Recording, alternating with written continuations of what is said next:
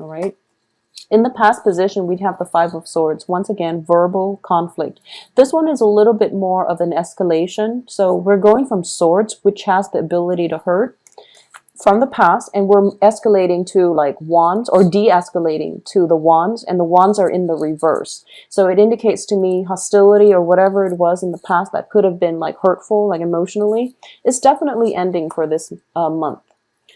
Once again, this card is the Four of Pentacles, indicates what's coming into the picture very, very soon. This is a card of release, okay? So you are no longer personally, emotionally invested in a situation, so you're able to let go and you're able to release the outcome or the other person that you're constantly sparring with, that you can't really agree on anything with, you can't really see eye to eye with. This is a card that indicates to me you just dropping, you know, the person and walking out completely. I do feel that either you or the other person is just choosing to emotionally check out and physically check out and walking away. It can also indicate a situation where, you know, with the Four of Coins in the traditional tarot, it does indicate somebody who's very like protective of their heart, protective of their feelings. They absorb a lot of other people's feelings, but they are very, very, they reveal their, they don't reveal their feelings as much as whatever it is they're taking in. So they internalize a lot of their feelings. They internalize other people's feelings, and they don't really, they're afraid to speak up for themselves. And they're also like very, just self-protective. In terms of what's crowning you, we have the King of Swords. So a lot of you are in some type of possibly a verbal debate or in a type of conflictual situation. And I saw this too for the monthly reading for September for Scorpios. There's definitely an air sign. So this is Aquarius, Gemini, Libra, Sun, Moon, Rising. It can also be a person who is, this is the voice of counsel.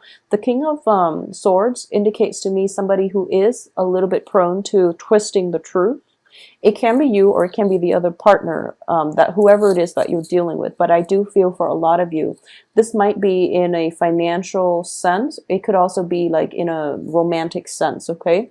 So this can be male or female air sign. And I do sense there is definitely conflict coming through. And I mean, it's understandable, mainly because you are a water sign, so you are very like you're very clear with your motives, clear with your intentions.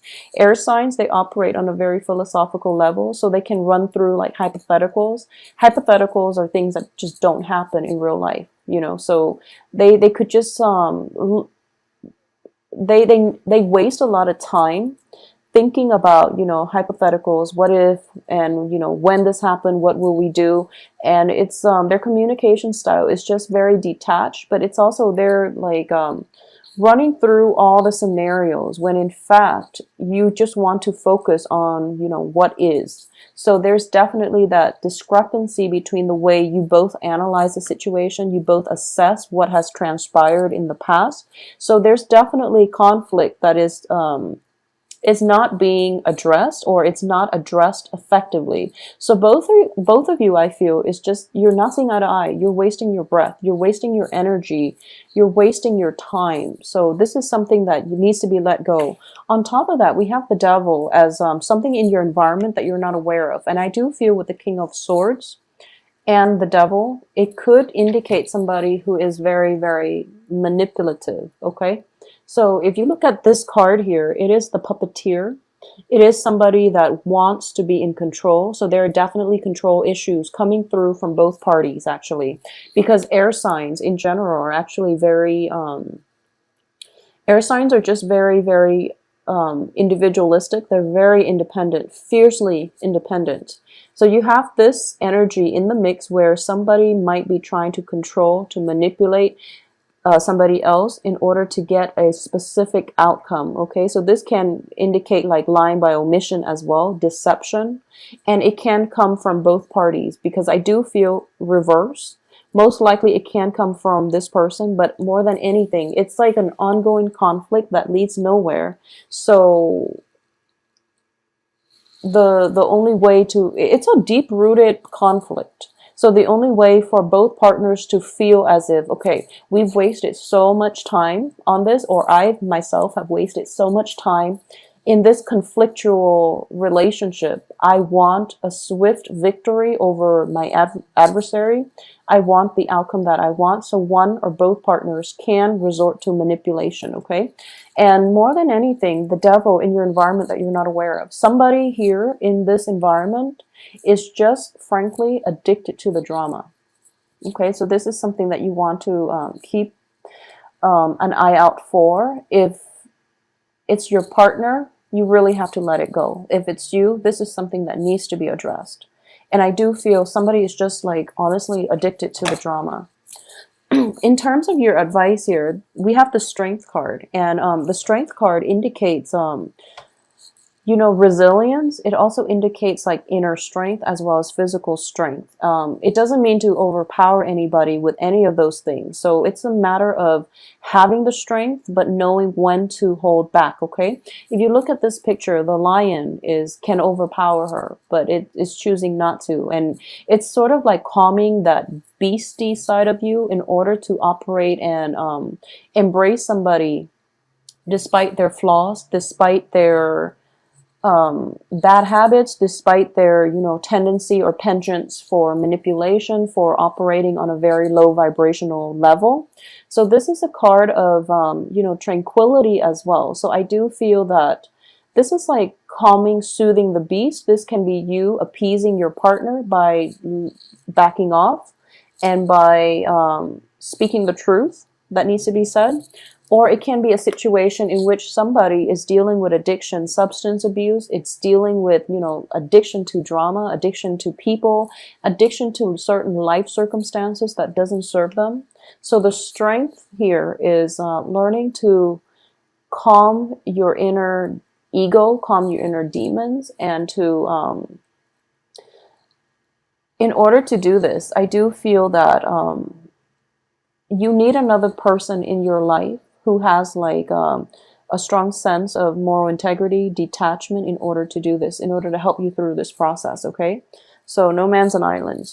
I do feel that it's important for you to at least have another person in your life so that you can be able to address this and realize the importance of having this inner strength, inner resilience, because your actions in the past might affect those around you. So you want to get a bearing on this, or the other person's actions might have negative consequences for you, or it might affect you negatively. So you want to be able to get to this point where you both don't have to agree with one another, but you should try to appease one another, or try to at least reach a consensus, okay, where you're not constantly blowing up at one another.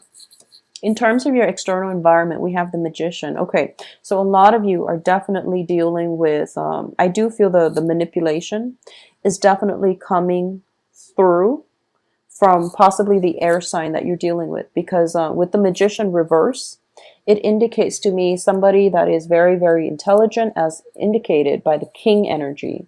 Somebody who knows better, but they're not operating at their best. They are twisting the truth. They're lying by omission is what I'm getting with this card, because, the truths, I think of them as the elements. They're on the table. The whole story is on the table. It's all laid out to you, and this person is wielding the truth. He's holding that sword, but he's not conducting himself in a open-handed way. So you're dealing with somebody who's very manipulative, who has a lot of potential, but they're choosing to walk like the low road rather than the high road. Okay, so be very careful about this energy in general. In terms of your hopes and fears here, you do want to have that sense of emotional calmness. Okay, so you do want to like soothe the turbulent waters. You do want to be able to walk the fine line between, expressing yourself and trying to appease the other person. And I do feel that the energy, what you really want is to appease the other person. You want the conflict to end. You want this juggling act. You want this this fine line. It's like walking on eggshells around another person. It's very uncomfortable. You don't want to have to do it, and you feel like at any point the balancing act can shift heavily on one side or the other. So there's definitely, something's got to give here. And I do feel that your hopes here is that you want to maintain the status quo. However, the fears here is that one side might have too much power. So I do feel that in this context, I'm sensing the manipulation, or even, that you're holding on very, very tightly, or you've held on very tightly to your feelings.